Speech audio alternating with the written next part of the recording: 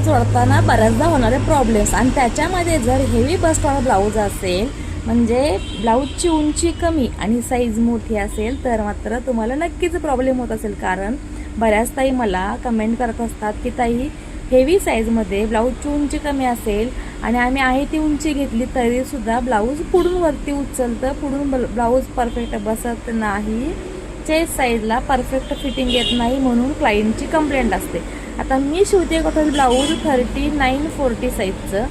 So त्याच्यामध्ये सुद्धा ब्लाऊजची height जी आहे ती आहे 13.5 इंच आणि 39 इंच ब्लाऊजची साईज आहे. आता हा बघा, हा जो ब्लाऊज आहे तोच, त्याचबद्दल मी बोलते. एकाच क्लायंटचे 6-7 ब्लाऊज आहे आणि त्यांचं माप आहे 39 इंच साईज आहे चेस्टची.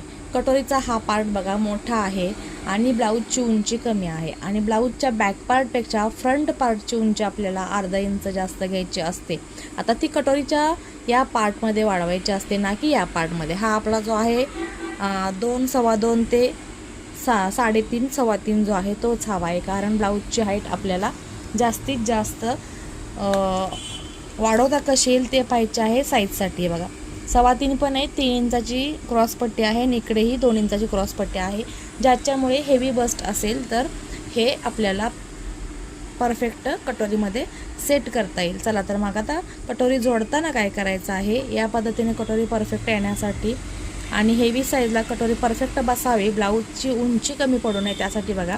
आता इथे हा कटोरीचा पार्ट आहे, तर या साईड पार्टपेक्षा हा पार्ट इथे मी बघा अर्धा इंच वाढ घेतलेला आहे. अर्धा इंच जास्तच आहे, 1.25 इंच म्हणतात, 1 इंच म्हणतात तरी चालेल.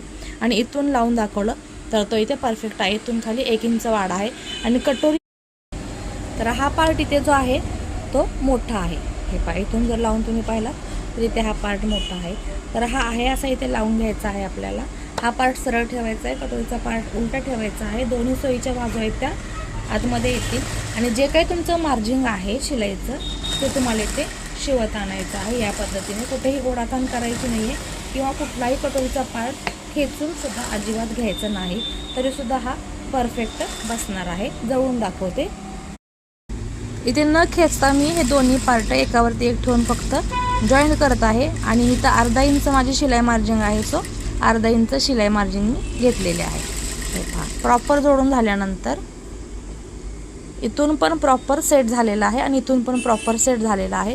कुठूनही हा पार्ट कमी किंवा जास्त झालेला नाही. त्याची टक्स कशी मारायची ते पाहूया, म्हणजे तुम्हाला कटोरीचा पॉईंट बरोबर सेट कसा करायचा ते दाखवते. आता इथे हा पार्ट जोडून झाल्यानंतर आपल्याला कटोरीचा जो आहे टक्स काढायचा आहे, तर त्यासाठी आपला हा प्रॉपर सेट